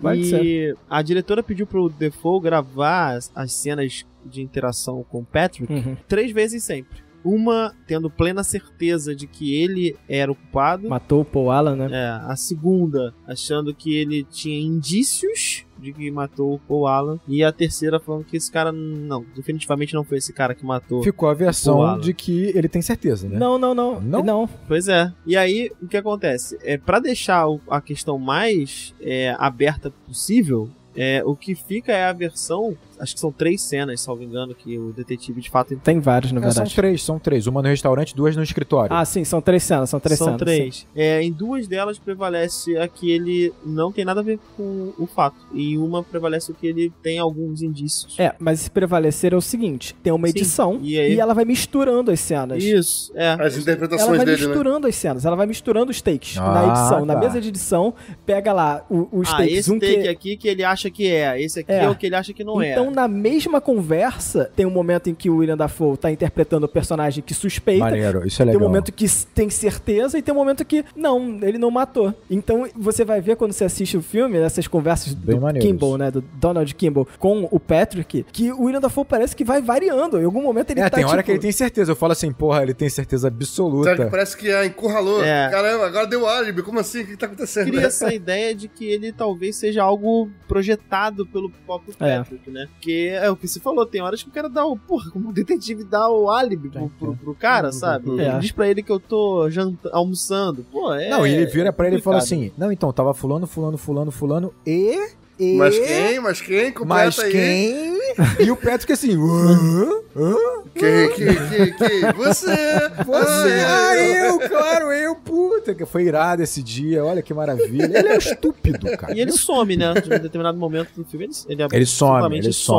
Claro. É claro, o papel dele foi executado. É igual a corretora de imóvel lá, não sabia, né? Cara, eu acho que a ambiguidade é muito, muito fundamental. Eu também acho. Pra esse filme. Ponto aqui, eu ainda acho que o carro de polícia explodindo, a porta giratória, eu ainda acho que cabe dentro de uma certa realidade, porque ainda assim pode estar sendo alterada por essa visão infantil do Patrick. Claro. Ainda que tudo tenha acontecido de uma forma obviamente real, só que ele tá misturado ali com essa visão dele, óbvio, essa visão que tá surtada e obviamente misturada com esse Patrick mais infantil. Cara, eu acho muito importante tudo isso ser muito ambíguo, e eu acho ambíguo ao ponto de, assim, eu realmente não consigo identificar o que é real e o que não é, sabe? Eu não conseguiria chutar que, isso aconteceu, isso não aconteceu. Eu acho isso muito, muito, muito importante, assim.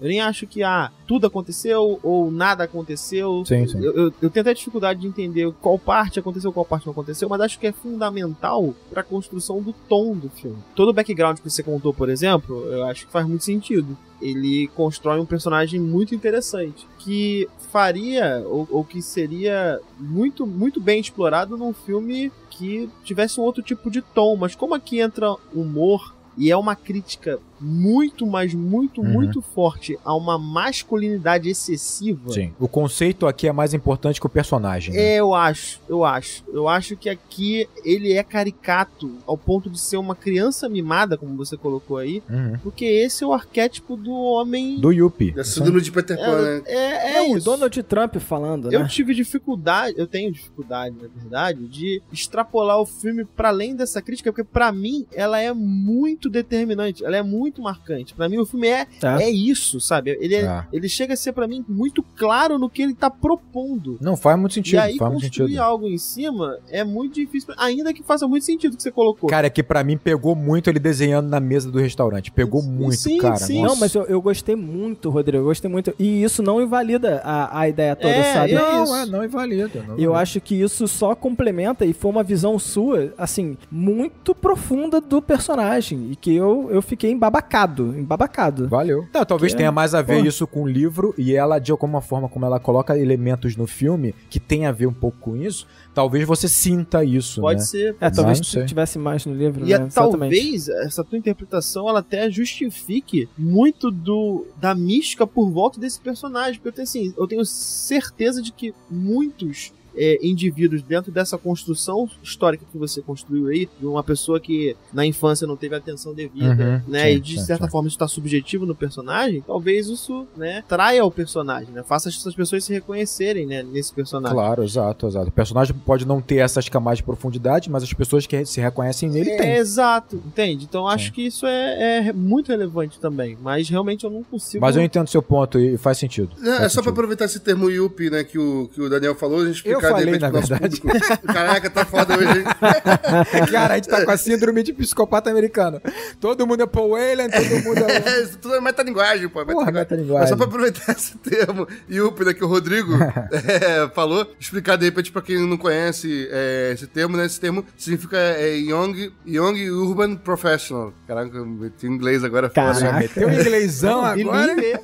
Carteirada. Jovem profissional urbano, né? Yuppie. Não à toa, ele é muito parecido com a palavra hippie, sabe? Foneticamente. Sim. Porque ele é justamente o contraponto ao hippie, sabe? Enquanto o hippie é alguém da contracultura, alguém que, de forma intencional, né, quer fugir da cultura dominante, o Yuppie é o reacionarismo puro, né? É o movimento que surge depois do hippie, em reação, né? Esse movimento que faz totalmente um movimento oposto, sabe? Que abraça todas as tendências da moda e das profissões de sucesso, sabe? Abraça a cultura dominante, sabe? De modo que aquela cultura dominante possa ser a identificação em si daquele grupo. Cara, são os caras de Wall Street total. São os caras de Wall Street dos anos 80 e que na nossa sociedade tem como seu representante talvez mais famoso o próprio Donald Trump, jovem. O jovem Donald Trump dos anos 80. Que é mencionado no filme várias vezes, não é à toa. E acaba que esse filme é um pouco premonitório, né? E bizarro, porque é isso, mostrar que o Donald Trump, que era aquele ídolo desses caras, vai ser alçado, né? Mostrar toda essa cultura em céu aí, Red Pill, Sigma, sei lá, nem sei mais quais são esses nomes, foda, que, né, que cara? vai É aparecer, foda. sabe? Tipo, e assustar pessoas assim que nem eu, tipo, terraplanismo,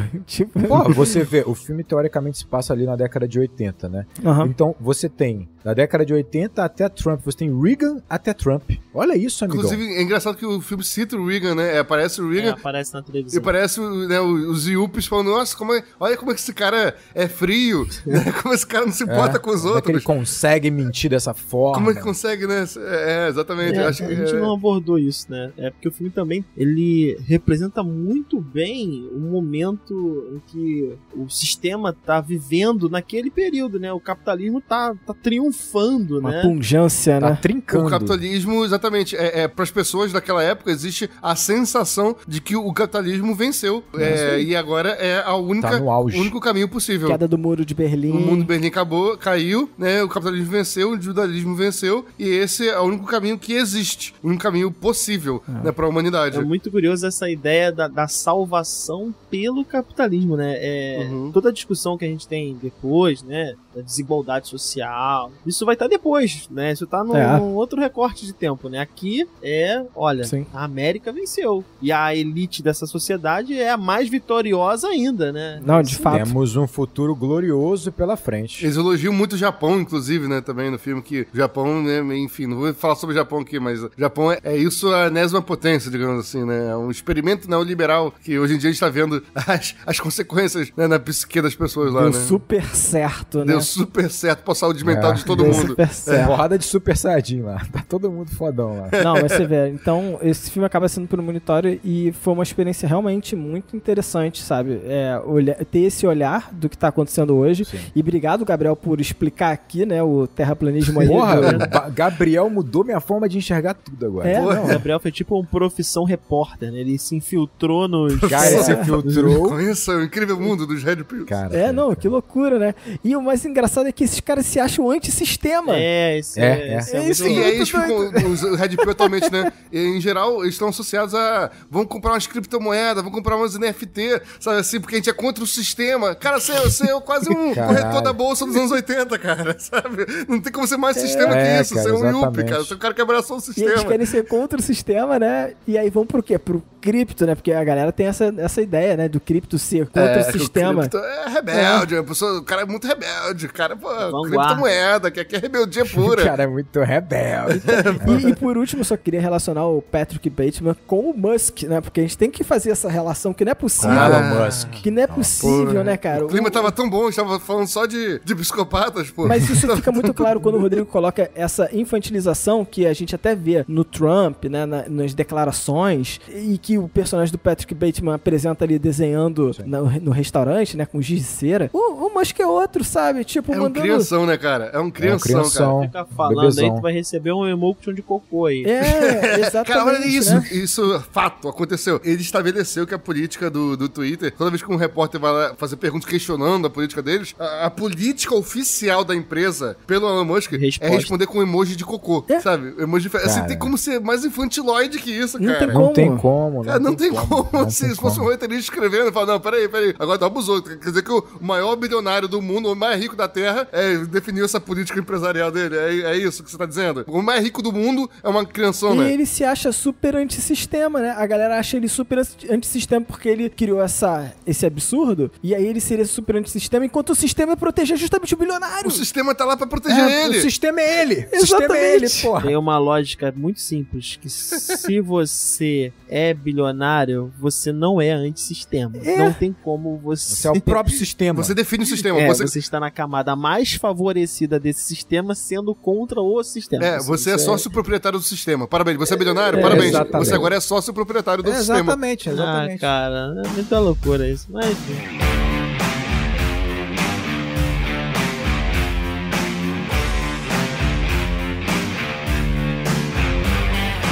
Filmaço, cara. Olha, Psicopata Americano é um filmaço. Eu não lembrava de quão bom ele era. Não, é um filmaço, só que é isso, né? É um filme que critica todas essas nuances que a gente falou por meio de uma ironia, de um sarcasmo.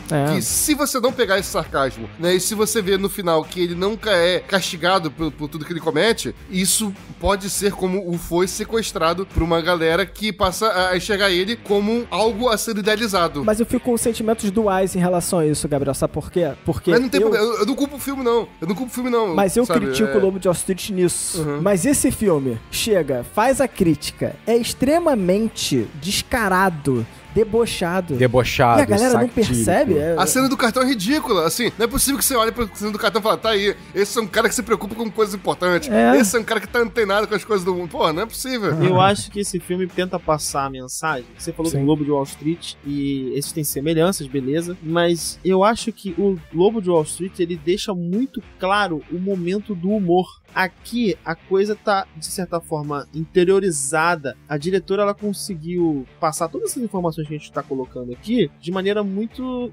subjetiva, eu diria. Não. E aí, pro espectador mais atento, isso não passa como crítica ou não passa... cara, eu não acho que esse humor é subjetivo, não. Cara, mas olha só, ele é mais... É quase um deboche. Cara, ele é debochado, mas nem todo mundo entende deboche, Rodrigo. E no Lobo de Wall Street, ele é muito destacado. Por exemplo, aqui a gente falou de narcisismo, né? Que é um personagem narcisista. E a diretora trabalha basicamente todas as cenas do filme tem o Patrick lá, né? Se olhando no espelho e tal. Se olhando no espelho. A iluminação em Deus esse personagem. Então são signos que são comuns a todos os filmes. E aí a questão do tom do filme, ele é muito delicado, ele é muito subjetivo. Do ponto de vista lá de comparação direta com o Lobo de Wall Street, o narrador, ele é muito mais irônico, ele é muito mais sarcástico. Mas eu posso contrapor isso? Porque, Daniel, em Lobo de Wall Street, a parte que é a comédia, que você poderia até pensar que, isso daí olha só, sabe, como é bobo. Na verdade, é ele desfrutando do poder. Sim. E isso é engraçado, porque o nível de poder que ele tem é engraçado, sabe? Tipo, porque ele consegue fazer as maiores bizarrices. Sim. Que ele se diverte com isso e muita gente queria fazer isso. Esse que é o ponto. Ou seja, é explícito. E é um humor de situação. É um humor que aconteceu. E aqui nesse filme, o cara tá andando com uma serra elétrica correndo atrás de uma mulher todo banhado de sangue. Mas a partir do momento... Esse é humor. Então, é humor... olha só, eu entendo que seja humor. Eu tô falando que esse tipo de linguagem, parecer humor, ele não alcança a mesma quantidade de pessoas. Tá, mas se a pessoa não entende isso como humor, como é que ela se identifica? É por isso... Isso é pior ainda. Mas é o que eu tô te falando. É por isso que esse filme, ele é apropriado por um outro público que vai entender isso. Não, isso é muito doido. Simplesmente de uma outra forma. No Lobo de Wall Street não é essa nuance. Não tem, mas a galera quer viver aquilo. Quer também. Viver você carregando uma serra elétrica correndo atrás de uma prostituta é complicado. Vou colocar uma coisa que ajuda pra mim nesse debate. É o seguinte, os dois filmes são narrados pelo protagonista, beleza? Sim. Só que em um dos filmes, o Lobo de Wall Street principalmente, parece que o narrador tá sempre orgulhoso de quem ele é e do que ele fez. Aqui não, aqui ele tá triste e depressivo com quem ele é, sabe? Ele termina lamentando e começa o filme lamentando e termina o filme lamentando. Não sei se as pessoas conseguem perceber isso, Gabriel. Então, não, ele tá triste, depressivo. Mas é justamente isso que eu estou falando. Não, então, também acho que não percebe. Mas eu acho que o tom de narração dos dois filmes é completamente diferente. O tom do narrador nesses dois filmes, sabe, é completamente diferente, sabe? Então, isso é um elemento aí na discussão de vocês. Não, mas eu entendo, Daniel, o que você tá falando. Eu só acho que não é pelo humor. O caminho não é o humor. A comparação... Eu acho que é pelo tom. Pra mim é pelo tom. Pra mim é pelo tom. Eu acho que é pelo tom. Foi isso que eu falei. Assim, tipo, o Lobo de Wall Street, ele vive aquela vida e muita gente quer viver aquela vida. Aquela vida vazia, cheia de prazeres e loucuras. Arrebentar uma Lamborghini branca. Assim como muita gente quer viver a vida do Bateman. Aqui é que eu não consigo entender. Eu quero viver essa vida, não. Você tem que fazer o exercício, sabe? Pelo menos na minha cabeça é isso, ó. Eu tô construindo a lógica. Você tem que fazer o exercício de imaginar que aquilo é ilusório, sabe? E ele tá passando por um momento pra eu querer viver essa vida aqui também. Não, mas, pelo amor Fábio, de Deus. Entenda o seguinte, cara. As pessoas eu acho que a identificação é menos racional, Fábio. É um pouco menos racional a identificação. Deve ser, né? Deve ser. A identificação, ela é menos racional porque as pessoas têm contato com o que ele tem. E as pessoas querem ter, não ser. Então, verdade. Tanto pro Bateman quanto pro DiCaprio em O Lobo de Wall Street, não é exatamente as pessoas querem ser aquelas pessoas, elas querem ter o que elas têm. E aí ambos têm coisas parecidas. Só que um na década de 80 e outro, sei lá, não lembro quando se passa o Lobo de Wall Street, acho que é na década de 90, né? Não, acho que é início dos anos 2000. Acho que é só esse intervalo. Então, a identificação, ela existe nos dois. A vontade de ser é a mesma nos dois, só que eu acho que o tom...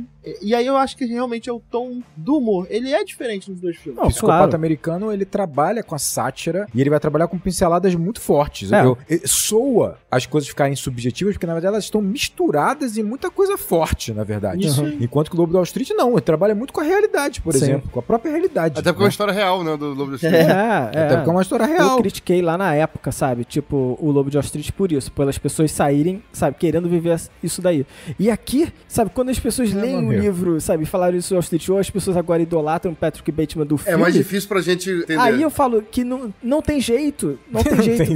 Você não tem jeito, tá bom. Você vai colocar o homem branco na sua natureza mais perversa, sabe, correndo atrás de uma prostituta com uma serra elétrica, e as pessoas vão falar, porra, irado, queria ser esse cara aí. Ah, pelo amor de Deus. Literalmente. E comemorando jogar lá de cima. Cara, você coloca o filme Joker, tá ligado? O Coringa. Pô, o pessoal fala, tá aí, sou eu, queria ser. Tem uma porrada de vídeo que é assim, ó. O que eu aprendi com Thomas Shelby. Peaky Blinders. O que você pode aprender pro sucesso com o cara do Mad Men. O que você pode aprender, frieza em não sei o que lá, do Bickle, do Travis Bickle. Cara, é isso. O mundo que nós temos hoje em dia é esse, cara. Isso, né? É isso. Não tem jeito, não tem por onde fugir. Não tem, acabou.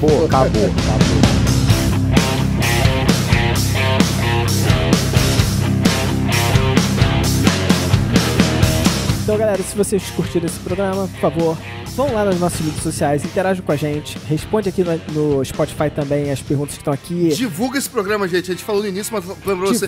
Pô, tem Psicopata no título, a gente vai tomar um Shadowban, a gente não vai... Pô, esse programa vai ser difícil de encontrar. Então ajuda a gente, em particular, em especial nesse programa, gente. Faz ele chegar nos Red Pill, faz ele chegar no Blue isso Pill, aí. faz ele chegar no Joga no Cine. grupinho lá do Red Pill, Você vai. tem um amigo Red Pill? Envia esse programa pra ele. É isso aí. Ia ser fantástico. Tivesse ameaçado de morte.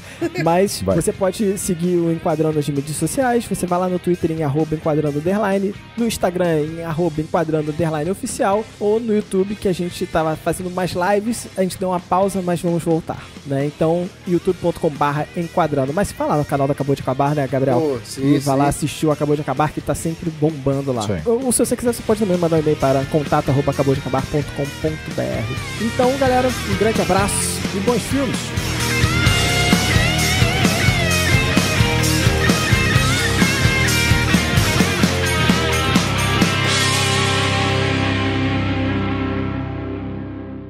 Você vai querer falar alguma coisa, Gabriel? Não sei. Mas antes... Enquadrando agora, né? Pode ser. Pô, tô gripadão. Enquadrando agora, mate alguém. Do nada ele ficou gripadão. Na hora de falar... Tira uma foto matando alguém. Mate alguém, tire a foto, manda pra gente. Do último crime que você cometeu. Hashtag qual foi o último crime que você cometeu? Isso é perigosíssimo, meu irmão. Não faça isso, isso, imagina. Não faça isso, por favor. Não quero saber se alguém cometeu crime aqui, por favor, não me fale. Só basta que o primeiro fale. Tipo, ferrou, meu irmão. Bom...